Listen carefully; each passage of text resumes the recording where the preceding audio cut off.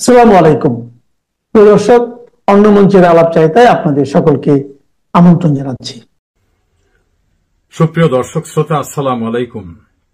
যে যেখানে আছেন ভালো থাকবেন সেটাই প্রত্যাশা করছি। বাংলাদেশের অস্থির সময়ে স্থিরতার কোনো লক্ষণ নেই, ক্রমান্বয়ে অবনতি ঘটছে। অজানা গন্তব্যে বাংলাদেশ, কোথায় নিয়ে যাওয়া হচ্ছে দেশটাকে কেউ বলতে পারেন না। যার যার মতো প্রেডিক্ট করে কথা বলেন, আজ যেটা বলছেন পরের দিন বলেন যে না, যা ভাবছিলাম তা তো হচ্ছে না। এমনি একটু এলোমেলো অবস্থায় আপনাদের সঙ্গে বিভিন্ন বিষয় নিয়ে মত বিনিময় করি। বিএনপি এখন উভয় সংকটে এবং বিএনপির ইতিহাসের খুবই খুবই অবনতিশীল একটি ক্রান্তিকাল এখন তাদের জন্য। এই ক্রান্তিকাল অতিক্রম কিভাবে করবেন সে সিদ্ধান্ত তারা নিতে পারছেন না। এমন একটি বিষয় নিয়ে আজ আপনাদের সঙ্গে কথা বলছি। 2024 সালের 5 আগস্ট প্রধানমন্ত্রী শেখ হাসিনাকে সরিয়ে আওয়ামী লীগ বিরোধীরা মনে করেছিল এখনই উপযুক্ত সময় বিনাশ করে দেওয়া আওয়ামী লীগ নামের আর কোনো কিছুর অস্তিত্ব রাখা যাবে না, এবং তারা সেভাবেই কাজকর্ম করছিলেন। দেধারসে দখল বাণিজ্য শুরু হয়ে গেল। তবে দুইটা পর্ব। বিএনপি দখল করেছে হাট ঘাট, গরুর বাজার, বাস স্ট্যান্ড, আওয়ামী লীগ নেতাদের মাছের খামার, পুকুর, বাড়ি, দোকান বাণিজ্য সবকিছু। তাদের ঠিকাদারি কাজ, তাদের সরকারি অফিস বা তাদের বাণিজ্যিক অফিস সব দখল করে নগদ টাকা কামাতে ব্যস্ত হয়ে গেছেন। এটা ইউনিয়ন পর্যায় থেকে শুরু করে রাজধানী পর্যন্ত সর্বত্র। এমনকি আওয়ামী লীগের নেতা হওয়া দরকার নেই, আওয়ামী লীগের কর্মী হলেই হলো। আওয়ামী লীগের নেতাদের সঙ্গে সুসম্পর্ক যারা রেখেছে তাদেরও লুটপাট করে একেবারে বিপন্ন করে দিয়েছেন। এই লুটপাটের স্বর্গরাজ্যে পরিণত করে ফেলছিল বিএনপির মাঠ পর্যায়ে নেতৃবৃন্দ, এমনকি কেন্দ্রের অনেকে। আমার নিজ এলাকা পিরোজপুরে ইতিহাসের সবচেয়ে বেশি লুটপাট হয়েছে। আমার নিজ উপজেলা নাজিরপুরে সন্ত্রাস, চাঁদাবাজি, লুটপাট, আমার বাড়িঘর লুটপাট করা, থানা সদরে আমার ভাই, আমার জেলা আওয়ামী লীগ নেতৃবৃন্দ, আমাদের অন্য নেতৃবৃন্দর ভয়ঙ্কর লুটপাট হয়েছে। প্রশাসন কোথাও বাধা দিতে গেলে স্থানীয় বিএনপির নেতারা বলতেন 16 বছর ওরা কিছু করতে পারে নাই, এখন এরা কিছু করে খাবে, এদের বাধা দিবেন না।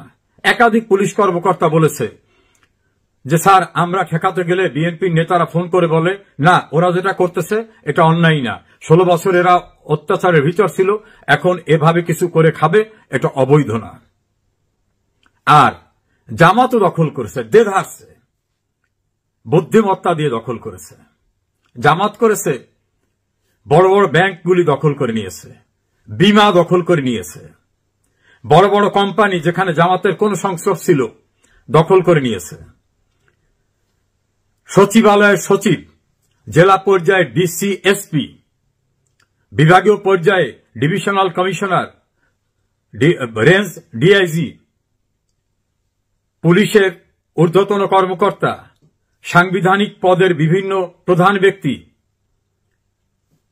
সচিবালয়ের সচিব থেকে শুরু করে অন্যান্য গুরুত্বপূর্ণ পদ, বিশ্ববিদ্যালয় ভাইস চ্যান্সেলর, সরকারি কলেজ সহ বিভিন্ন কলেজের গুরুত্বপূর্ণ পদ, তারা ইন্টেলেকচুয়ালিটি যেটা সেটাকে দখল করেছে। দখল বাণিজ্যে কেউ পিছিয়ে ছিল না। এক গ্রুপ করেছে পরিকল্পিতভাবে, আর এক গ্রুপ নগদ খাই, এভাবে কাছিয়েছে। আর মবে জামাত অবশ্যই সম্পৃক্ত ছিল, কিন্তু তারা ফেসে পড়েনি। আর বিএনপি সারা বাংলাদেশের গ্রাম থেকে শুরু করে ইউনিয়ন, উপজেলা, হেন কোনো জায়গা নাই যেখানে মব সন্ত্রাস করেনি। এই মব সন্ত্রাস এমনভাবে করেছে যারা নানা কারণে আওয়ামী লীগের পর হয়তো খুব খুশি ছিল না, তারাও বলেছে যে বাংলাদেশের ইতিহাসে তো কোনোদিন এই জাতীয় নৈরাজ্য, এই জাতীয় সন্ত্রাস দেখিনি। আওয়ামী লীগের উপর কোনো না কোনো কারণে অখুশি ব্যক্তিরাও এই সন্ত্রাস, এই নৈরাজ্য, এই লুটপাটের দৃশ্য দেখা এবং ভোগান্তির শিকার হয়ে তারা বলেছে এর চেয়ে আওয়ামী লীগ হাজার গুণে ভালো ছিল। বিশ্ববিদ্যালয়ের ভিসির গলায় জুতোর মালা, বীর মুক্তিযোদ্ধার গলায় জুতোর মালা, গ্রামে কলেজের প্রিন্সিপাল, স্কুলের প্রধান শিক্ষক হেনস্থা হয়নি এমন কোন জায়গা নাই। এই কাজ করার ভিতর থেকে বিএনপি ভয়াবহ ইমেজ সংকটের মধ্যে পড়েছে। অন্যদিকে জামাত জাকসু এবং ডাকসু নির্বাচনে যেভাবেই হোক বিজয় ছিনিয়ে নিতে পেরেছে। এই ঘটনায় দুটি বিশ্ববিদ্যালয়ের 53টি পদের ভিতরে একটি পদেও বিএনপি নির্বাচিত হতে পারেনি। 53টি পদের একটি পদেও বিএনপি নির্বাচিত হতে পারেনি। অথচ বিএনপি দাবি করত আওয়ামী লীগ ক্ষমতার বাইরে যাওয়ার পর তারাই একমাত্র দল, আর কোনো দলই নাই। তো এত বড় দল ছোট্ট জামাতের সঙ্গে দুইটা বিশ্ববিদ্যালয়ের ছাত্র সংসদের প্রতিযোগিতায় এমন ভয়াবহ ভরাডুবি বিস্ময়ের সৃষ্টি করেছে। তার চেয়ে বিস্ময়ের সৃষ্টি করেছে ফলাফল ঘোষিত হওয়ার পরে এক একজন এক এক জাতীয় প্রতিক্রিয়া দিয়ে। আসাদুজ্জামান রিপন একসময় ছাত্র দলের সভাপতি ছিলেন, তিনি তো বলছেন ছাত্রলীগের ভোটেই শিবির নির্বাচিত হয়েছে। তা ছাত্রলীগের বলে একেবারে কোথাও খুঁজে পাওয়া যাবে না এই অবস্থা, তারা কিভাবে এইরকম ফলাফল শিবিরকে দিয়ে করালো? যে শিবির তাদের উত্তরসূরি যারা জামাত, তারা যুদ্ধাপরাধে যারা জড়িত ছিল, আওয়ামী লীগ তাদের বিচার করেছে, ফাঁসির রায় কার্যকর করেছে, তাদের নতুন ছাত্র সংগঠনকে ছাত্রলীগ ভোট দিয়েছে। এটা হলো আসাদুজ্জামান রিপন সহ কিছু লোকের বক্তব্য। এমরান সানি প্লিজ অন্যান্যরাও তাই বলছেন। আবার বিএনপির সবচেয়ে কার্যকরভাবে অ্যাক্টিভ নেতারা মির্জা আব্বাস, সালাউদ্দিন আহমেদ, তারা এই নির্বাচনকে স্বাগত জানিয়েছেন। আবার কেউ কেউ বলেছেন আমাদের কিছু শিক্ষা দরকার ছিল, তার মানে এখানে শিক্ষার অভাবের কারণে তারা হেরেছেন, এটা বুঝাতে চেয়েছেন। ফলে আগামী নির্বাচনের জন্য এটা আমাদের একটা শিক্ষা হয়েছে, এমন কথাও কেউ কেউ বলছেন। অর্থাৎ একজনার প্রতিক্রিয়ার সঙ্গে আর একজনার প্রতিক্রিয়ার কোন রকম মিল নাই। তাহলে অফিসিয়াল স্টেটমেন্টটা কি বিএনপির? বিচ্ছিন্নভাবে যার যার মতো করে কথা বলছেন। জাহাঙ্গীরনগর বিশ্ববিদ্যালয়ে তারা নির্বাচনটাকে বয়কট করছেন। এখন চাকসু, বাকসু, ইউকসু বিভিন্ন জায়গায় নির্বাচন হবে বিশ্ববিদ্যালয়ে। এখানেই গুরুত্বপূর্ণ বিষয়, বিএনপি কি সেখানে নির্বাচন করবে? যদি করে হেরে যায়, তাহলে এইটার কি সুদূর প্রসারী একটা প্রভাব জাতীয় সংসদ নির্বাচনে আসবে? অথবা স্থানীয় সরকার নির্বাচন হলে সেই প্রভাব আসবে যে বিশ্ববিদ্যালয়ের ছাত্ররা বিএনপিকে পছন্দ করেনি, তারা জামাতকে পছন্দ করেছে, জামাতিদের ভোট দিছে। তো শিক্ষিত ছাত্ররা তারাই জামাতকে পছন্দ করছে, যখন আমরা ওইদিকেই যাই, এরকম হবে কিনা এ আশঙ্কার ভিতরে, এ শঙ্কার ভিতর পড়েছে বিএনপি। নির্বাচন করে হেরে গেলে এটা হতে পারে। তাহলে কি নির্বাচন বয়কট করব? বয়কট করলে তো বিশ্ববিদ্যালয়টা করলাম, স্থানীয় সরকার নির্বাচন হবে, সবটাই করলাম। তাহলে লোকজনে যদি বলে এরা বয়কটের পার্টি, এরা কারুর উপর আস্থা নাই, এখন তো আওয়ামী লীগ নাই, ইউনূস সরকার তো নিরপেক্ষ, সেখানেও নির্বাচন করতে এরা ভয় পায়, তার অধীনে নির্বাচন করলে হেরে যায়, আসলে এদের কোনো গ্রহণযোগ্যতা নাই। এই জোয়ারটা যদি ওঠে এবং এটা যদি জামাত ভালোভাবে ক্যাশ করতে পারে, তখন বিএনপির অবস্থা কি হবে? এই ভয়ঙ্কর পরিস্থিতিতে আগামী ছাত্র সংসদ নির্বাচন, কলেজ সংসদ নির্বাচন, ইউনিভার্সিটির স্থানীয় সরকার নির্বাচনে কি অবস্থান হবে বিএনপির? তারেক জিয়া একাধিক তার তরুণ অ্যাসোসিয়েটদের সঙ্গে কথা বলে মতামত নিয়েছেন, তাদের পরামর্শ নিয়েছেন। সিনিয়র নেতাদের সঙ্গে তিনি কথা বলছেন, যার যার অভিমত তিনি নিচ্ছেন। এখন পর্যন্ত সম্মিলিত কোন পরামর্শ বা মতামত নাকি তিনি পাননি। তাহলে তাদের সিদ্ধান্ত কি? খুব শিগগিরই চাকসু, রাকসু, অন্যান্য ইলেকশন হবে, নির্বাচন বয়কট। অভিযুক্ত করবেন কাকে? যার সঙ্গে লন্ডনে মিটিং করে একাত্ম হয়ে গেলেন, ইউনূসের সঙ্গে ঐক্যবদ্ধ হলেন, সেই ইউনূস কি আপনাদেরকে মূলা ঝুলিয়ে বিদায় করতেছে? বোঝা গেছে কিছু? ইউনূসের উপর আস্থা রেখে দেশের ইউনূসের বিরুদ্ধে যারা কথা বলতো নিজ দলের, তাদের মুখে তালা লাগিয়ে দিয়েছেন তারেক রহমান।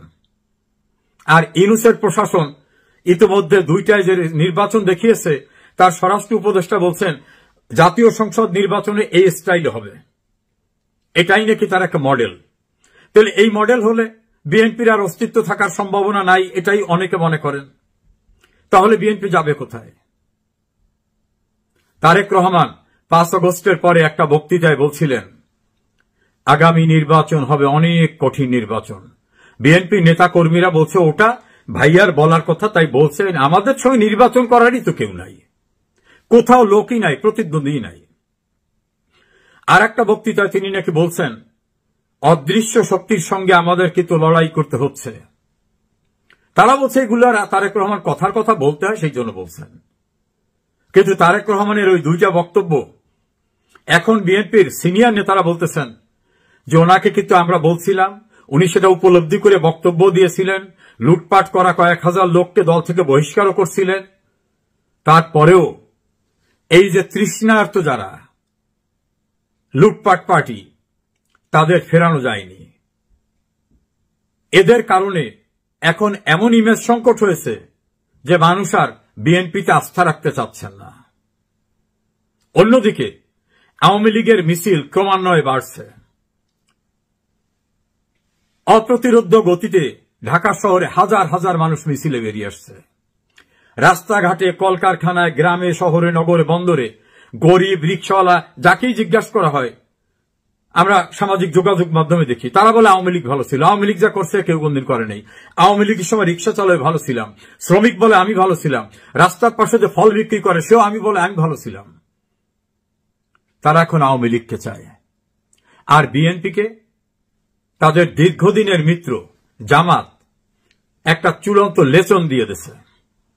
এই লেসন, এই শিক্ষার ধারাবাহিকতা যদি জামাত অব্যাহত রাখে, তাহলে বিএনপি একেবারে ক্ষমতার কাছাকাছি গেছে, শুধু চেয়ারে বসতে বাকি। কারণ 5 আগস্টের পরে পল্টনে বিএনপি সবাই বলা হয়েছিল খুব শিগগিরই বাংলাদেশে চলে আসবেন।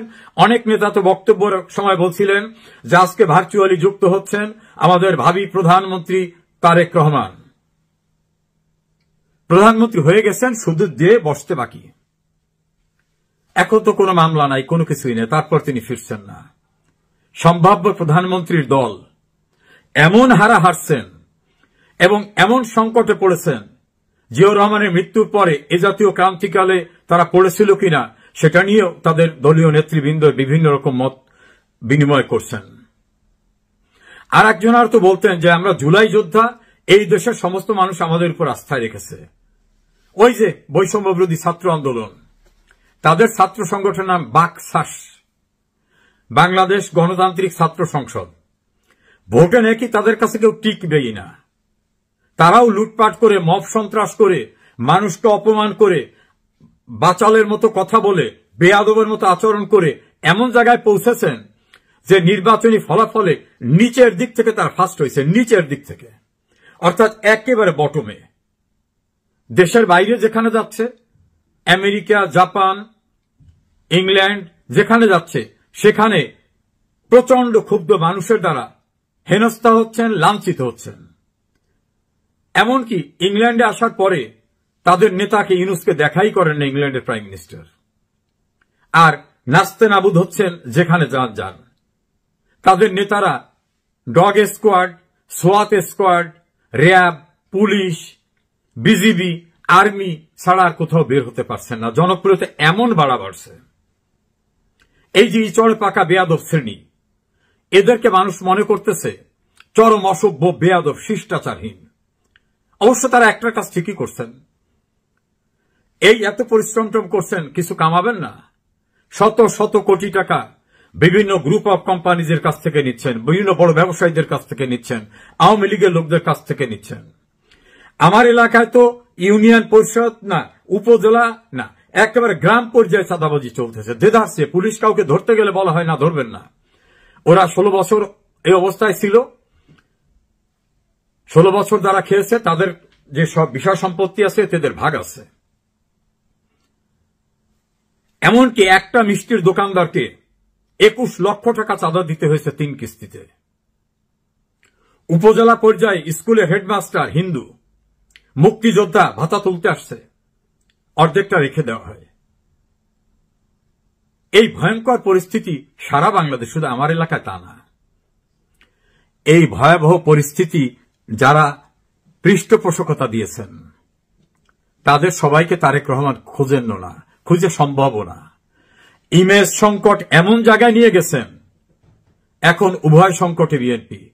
নির্বাচনে গেলে হেরে যাওয়ার সম্ভাবনা, না গেলে লোকজনে বলবে শেখ হাসিনার দোষ বলছিলা, এখন ইউনূসের বিরুদ্ধে কি বলবে। এই ভয়াবহ পরিস্থিতির ভিতরে বিএনপি ইতিহাসের সংকটময় পরিস্থিতির ভিতরে পড়েছে। কোন সিদ্ধান্তে উপনীত হতে পারেননি তারেক জিয়া।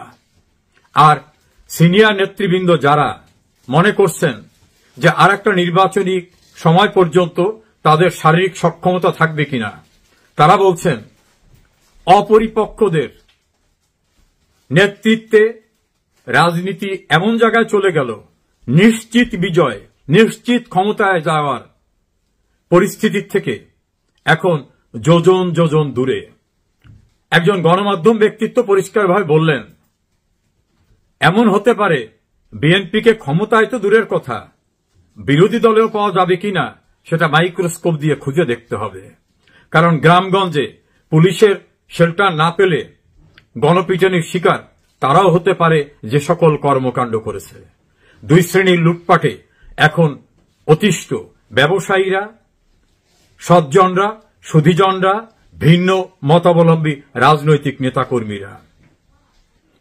এই ক্রান্তিকালে বিএনপি কোথায় যাবেন? জামাত তাদের আর পাত্তা দিচ্ছে না। বিএনপি বলে জামাতকে আমরা বাঁচিয়ে রাখছি, আর জামাত বলে সে 91 সাল থেকে তোমাদের সাপোর্ট দিয়ে ক্ষমতা এনেছি। সমানে সমান কেউ কাউকে ছাড়ছে না। জামাত স্বপ্ন দেখছে ইসলামী দলবল নিয়ে সে ক্ষমতায় যাবে, ডাকসু এবং জাকসুর মতো। বিএনপি তো ক্ষমতায় চলে গেছিল। তবে বাংলাদেশের দুইজন গণমাধ্যম ব্যক্তিত্বের আলোচনায় দেখলাম যে ক্ষমতার থেকে নামাবার জন্য আন্দোলন করে অভ্যুত্থান হয়, আর বাংলাদেশে একটা অভ্যুত্থান হয়ে গেল ক্ষমতায় যাতে যেতে না পারে সেজন্য আন্দোলন, এবং সেই অভ্যুত্থানে ইতোমধ্যে অনেকটা সফলতাও দেখা দিয়েছে। এই ক্রান্তিকালে তারেক রহমান কেন দেশে ফিরলেন না সেটা নিয়েও সিনিয়র নেতাদের বক্তব্য। কেউ কেউ বলছেন 5 আগস্টের পরে তারেক রহমান দেশে ফিরলে ওই যে 1981 সালে শেখ হাসিনা ফেরার পর যেটা জোয়ার আসছিল ওই রকম জোয়ার আসতো। এই জোয়ারে এনসিপি জামাত কেউ টিকতে পারত না। তখন তারেক জিয়া আমাদের কথা শোনেন নাই, তিনি শুনছেন তার এই যে তরুণ বন্ধুদের কথা। আর এখন তারেক জিয়ার অনুপস্থিতির সুযোগে ডালপালা গজিয়ে শাখা প্রশাখা হয়ে বিএনপির চেয়ে বড় কাউন্টার পার্ট হয়ে যাচ্ছে বাংলাদেশে আওয়ামী লীগের বিরুদ্ধে। সেখানে বিএনপি গৌণ হয়ে যাচ্ছে। মফস্বলের একাধিক নেতার সঙ্গে কথা বলছি, তারা বলছেন নৌকার ব্যাপারী হয়ে আমার বিশাল জাহাজের খোঁজ খবর রাখা যৌক্তিক না। তাহলে বিএনপি যাচ্ছে কোথায়? অজানা গন্তব্যে। ভয়ঙ্কর ক্রান্তিকাল বিএনপির জন্য নেমে এসেছে। এই ক্রান্তিকালে বিএনপির রাজনৈতিক অস্তিত্ব আবার অনিশ্চয়তার দিকে চলে গেল। অন্যদিকে বিশাল বিশাল মিছিল হচ্ছে রাস্তায় আওয়ামী লীগের। রাস্তাঘাটে সবাই মিলে বলছে আওয়ামী লীগ ভালো ছিল, আওয়ামী লীগ ভালো ছিল। রিকশাওয়ালা থেকে শুরু করে শ্রমিক, মজুর, ব্যবসায়ী, এমনকি যারা আওয়ামী লীগকে পছন্দ করত না এমন রাজনৈতিক দল। মাহমুদুর রহমান মান্না বলছেন আমার এলাকায় আমার উপজেলা সভাপতিকে মারধর করেছে, সর্বোচ্চ লেভেলে জানাইছি, থানায় মামলা করতে গেলে থানা বলছে মামলা নেওয়া যাবে না, উপরের নির্দেশ। এই মাহমুদুর রহমান মান্না সহ অনেকেই এই দুরবস্থায় আছেন। সাবেক ভিপি নুরুল হক নুরু এই ইউনূস আমলকে ইনভাইট করে আনার অন্যতম কারিগর, এখন হাসপাতালে ক্রিটিক্যাল অবস্থায়। তাদের দলের নেতা নাহিদ ইসলাম বলছেন মাহফুজ আলমকে মৃত্যু অপমানিত করার জন্য সম্মতি দেওয়া হয়েছিল, এখন এরপর আমাদের পালা। বোঝা গেল শেকড়ের সঙ্গে যোগাযোগ না থাকলে, মানুষের ভালোবাসা অর্জন করতে না পারলে অবস্থা কোথায় গিয়ে দাঁড়ায়। বিএনপি, জামাত, এনসিপি সবাই কিন্তু বুঝতে পারছেন ভয়াবহ সংকটের মুখে এনসিপি, ভয়াবহ সংকটের মুখে বিএনপি। শ্যাম রাখি না কুল রাখি, জামাতও তাদের এখন আর পাত্তা দিচ্ছে না। এই পরিস্থিতিতে আবার মানুষের ভিতর উন্মেষ, আওয়ামী লীগ আসুক, অন্তত শান্তিতে স্বস্তিতে থাকতে পারবো, দেশের উন্নয়নের অগ্রযাত্রা থাকবে, যা অন্য কেউ এ পর্যন্ত দেখাতে পারেনি, বরং শেখ হাসিনা দেখিয়েছে। অপেক্ষা করুন, খুব শিগগিরই মানুষের প্রত্যাশা পূরণ হবে। হঠাৎ উচ্ছ্বাসে মেতে উঠে সন্ত্রাস, নৈরাজ্য, লুটপাট 2 লেভেলের যারা করেছেন, আমার মনে হয় না মানুষ তাদেরকে আবার ক্ষমতায় কোনোভাবে নিয়ে আসবে।